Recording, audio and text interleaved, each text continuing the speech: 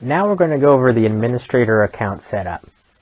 Once you log back into your software and you're looking at our dashboard, look towards the top of the page and a little to the right. You're going to see a button up here that says Quick Account Setup.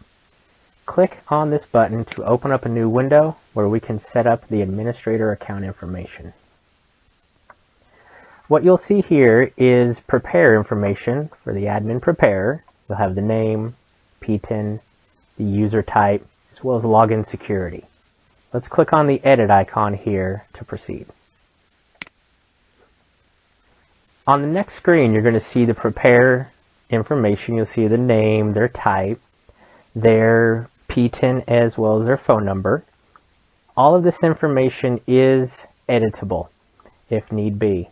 The PTIN, we will put in a default PTIN in there for you, so feel free to adjust as necessary. If you scroll down, you'll see the address information, as well as power of attorney information. If this applies, please fill it out. Otherwise, you may disregard. Down at the bottom, there is PIN signature information, where you can enter your 5-digit PIN signature number that applies to the Form 8878 and 8879.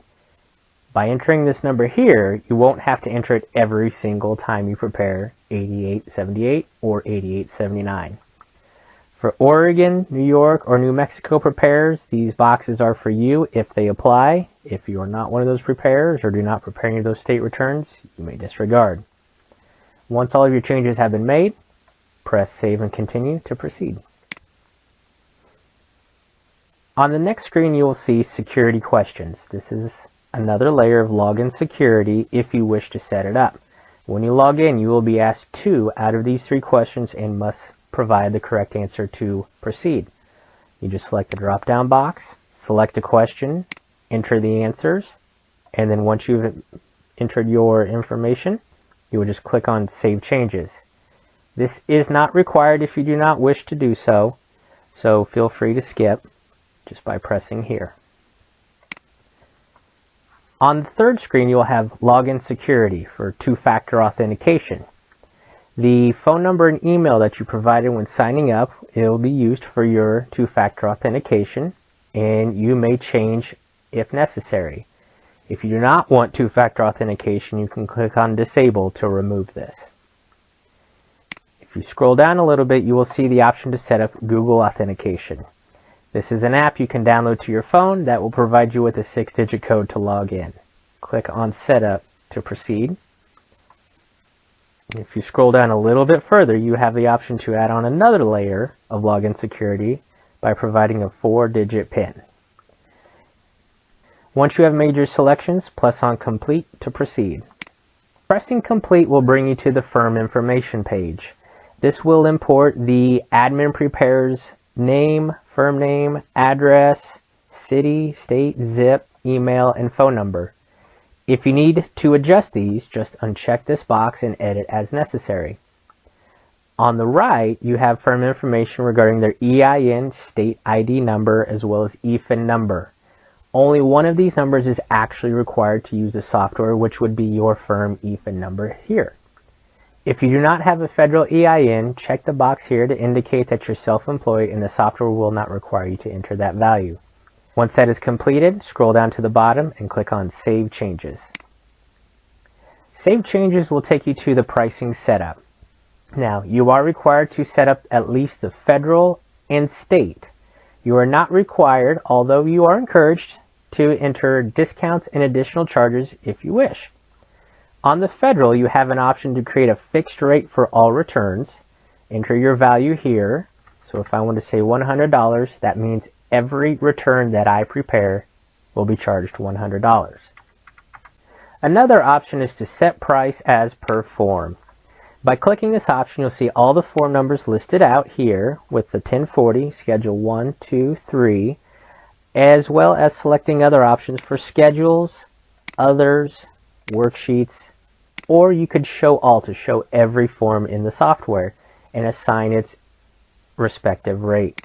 Once you have made all of your entries, just scroll all the way to the bottom of the page and click on Save Federal Pricing.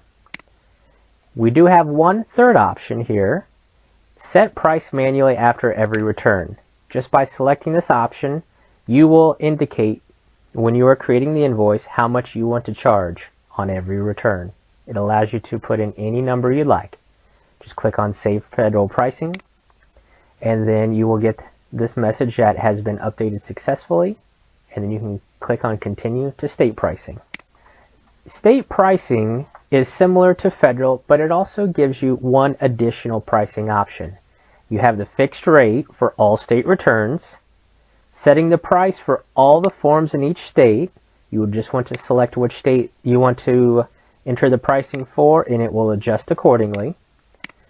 You have the option to set the price manually after every state return, or you could set the price for each state regardless of how many forms are contained within that state return. Just for our time, we're going to select Set Manually and click on Save State Pricing. And then we are going to click on Continue to Discount. If you want to add a discount, you would just select if you want to apply to federal or state, and then enter a discount. Let's put in an example, repeat. And we'll give our repeat customers a $25 discount. And you can check this box to default this discount to all returns. This means it will apply to everyone regardless. Leaving this unchecked will not default this discount, and you will have to manually go select it when doing the pricing. Once you've made your entry, click on Add Discount. You will get the notification that it's been updated successfully, and you'll see it down here with the option to edit or delete if necessary. And you can click on Additional Charges to do the same thing. So let's say we have a printing fee, applies to the federal, and we're going to charge an extra $10. You have the same option to default this additional charge to all returns, or not by leaving it unchecked. But once you've made your selections and entries, click on Add Additional Charges. And if you scroll down, you will see the edit or delete option as well. Once completed with the pricing, click on Continue to Invoice Config. Invoice configuration and setup. This must be filled out one time every tax season. These three boxes here must contain an entry, otherwise you won't be able to complete the invoice once you're wrapping up your client's tax return. For the invoice number prefix, you can enter any value that may apply. So we're just going to put in the current year. The invoice sequence starting number, and I like to start mine with the number 1. And then the office location, whatever may apply. Could be the street name, city name, county name. I'm just going to put in Maine. Now these two options down here, if you wish, if you're going to be offering bank products, you can treat all bank payments as an invoice until you receive the funding. And then you will have an option here to show a detailed fee disclosure for bank products. You may select these options if you wish. It's not required, and you can always come back later and select these if necessary. Once these entries have been made, you can just press Save and Close. It'll return you back to the dashboard, and the administrator account has been fully set up.